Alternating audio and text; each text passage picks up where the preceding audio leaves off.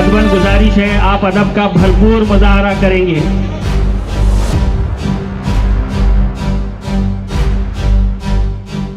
और मुझे तो हमेशा देते रहता है उन्हें,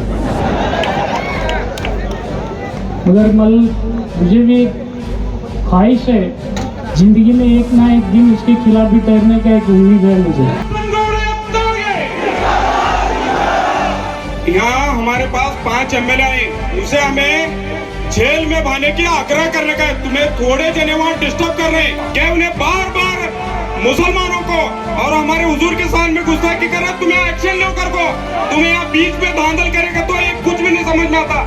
ಈ ಭೂಮಿಯ ಮೇಲೆ ಅತಿ ಹೆಚ್ಚು ಮೂಲಭೂತವಾದಿ ಸಂಸ್ಕೃತಿಯ ಉಗ್ರಗಾಮಿಗಳ ತಯಾರಿಕಾ ಕೇಂದ್ರ ಯಾವುದಪ್ಪ ಅಂದ್ರ ಅದು ಪಾಕಿಸ್ತಾನ ಆಗೈತಿ।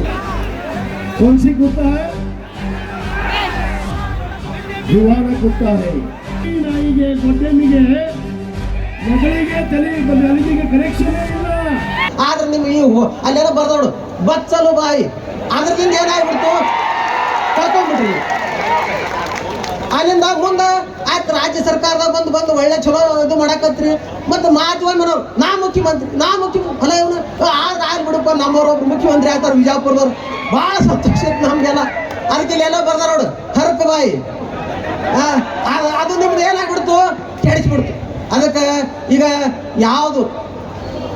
ಯಾವುದೈತಿಲ್ಲ ಯಾವುದು ನಿಮ್ಮನ್ನ ಯಾವ ನಿಮ್ಮ ಕುತಂತ್ರ ನಮ್ಮ ಅಶೋಕಪ್ಪರ್ ಹೇಳಿದಲ್ಲ, ಯಾವ ವಿಷಯವನ್ನು ತಗೊಂಡು ಜನರಲ್ಲಿ ಒಂದು ಧರ್ಮದ ಒಂದು ನಶೆಯನ್ನು ಹಾಕಿ ತಾವೇನು ರಾಜಕಾರಣ ಮಾಡ್ಬೇಕಂತಿರಲ್ಲ ಅದು ನಡೆಯುದಿಲ್ಲ।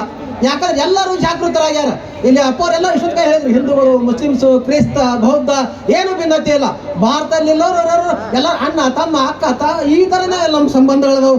ಅದಕ್ಕೆ ನೀವು ಇದಕ್ಕೆ ಕ್ಷಮೆಯನ್ನು ಕೇಳಬೇಕು। ಇಷ್ಟಾದ್ರೂ ನಿಮ್ಮ ನಾಲಿಗೆ ಇಟ್ಲ ಇನ್ನ ಕ್ಷಮೆ ಕೇಳ್ಬೇಕನ್ನೋ ವಿಚಾರ ಇಲ್ಲ।